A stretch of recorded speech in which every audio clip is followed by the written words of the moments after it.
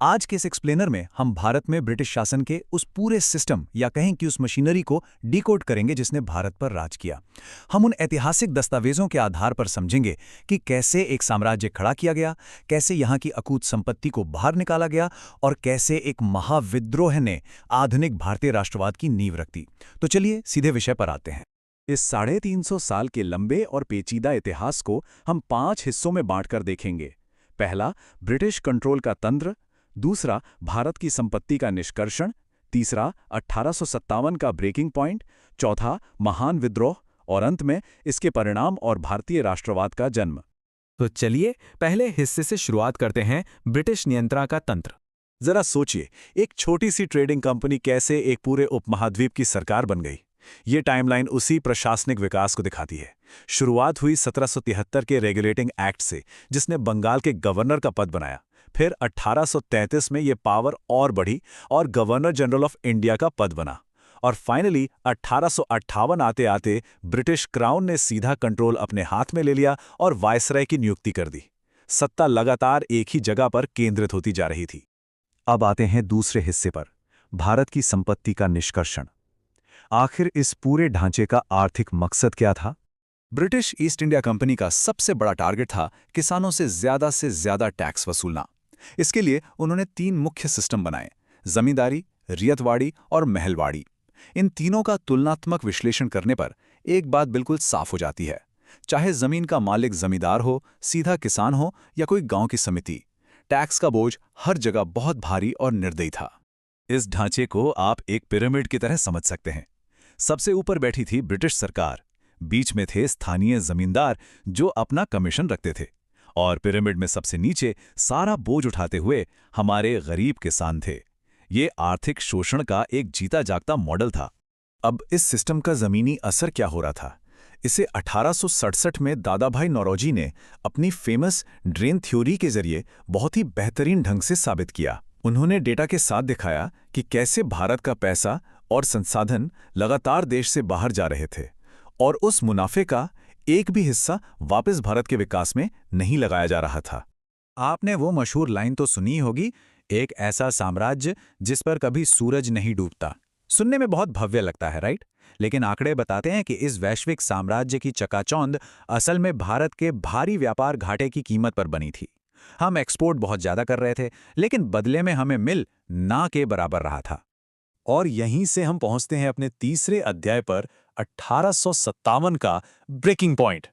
दशकों के इस राजनीतिक कब्जे और भयानक आर्थिक तंगी ने एक डोमिनो इफेक्ट पैदा कर दिया था।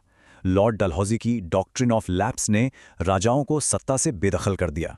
उधर भारी टैक्स ने किसानों की कमर तोड़ दी। साथ ही सामाजिक रीति रिवाजों में दखलंदाजी और सेना के भीतर भेदभाव ने असंतोष की आग में घी डालने का काम किया। ये सब मिलकर एक बहुत बड़ा प्रेशर कुकर बन चुका था। सेना के अंदर का हाल देखिए।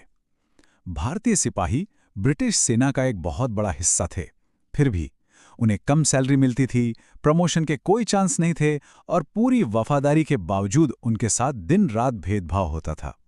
ब्रिटिश सैनिकों और भारतीय सिपाहियों के बीच की ये खाई बहुत गहरी हो चुकी थी। और फिर वो हुआ जिसने इस बारूद के ढेर में माचिस लगा दी।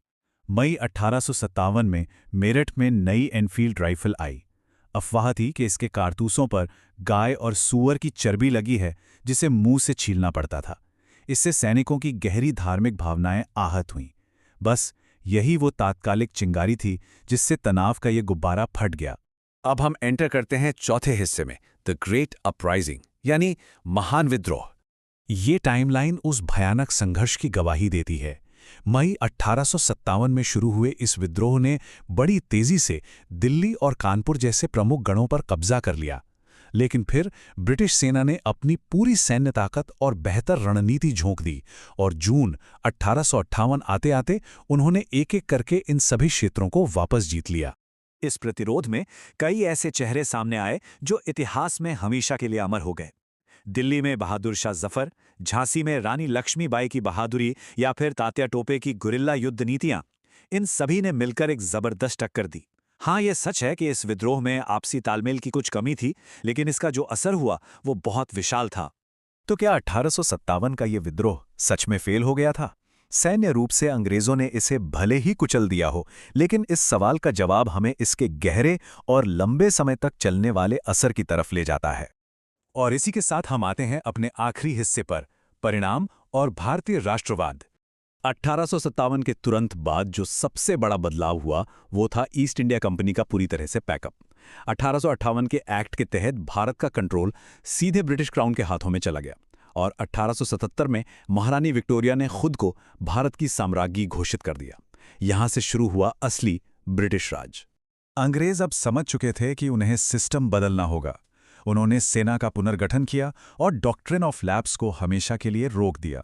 नए कानून बनाए गए, लेकिन इसके साथ ही उन्होंने एक और काम किया, नस्लीय अलगाव और आर्थिक शोषण, जो असल में विद्रोह के मेन कारण थे, उन्हें और भी ज्यादा तेज कर दिया गया।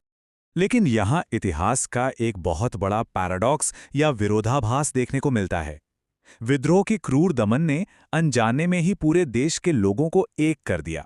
सबके दर्द एक जैसे थे और 1857 की यादों ने एक साझा राष्ट्रीय पहचान के बीज बो दिए। और इसी का सीधा नतीजा था 1885 में भारतीय राष्ट्रीय कांग्रेस की स्थापना। इस एक्सप्लेनर को खत्म करते हुए जरा इस आखिरी बात पर गौर कीजिए। लगातार धन और शक्ति खींचने की जो नीतियां ब्रिटिश साम्राज्य ने अपनाई, क्या उन्होंने अनजाने में ही एक बटे हुए उपमहाद्वीप को एकजुट कर दिया था? क्या ये कहना गलत होगा कि ब्रिटिश साम्राज्यवाद ने खुद ही अपने पतन की और भारत की आज़ादी की परिस्थितियां तैयार कर दी थीं? ये एक ऐसा सवाल है जो इतिहास को एक बिल्कुल नए नजरिए से देखने पर मजबूर कर देता है। हमारे साथ इस सफर में जुड़ने के लिए बहुत बहुत धन्यवाद।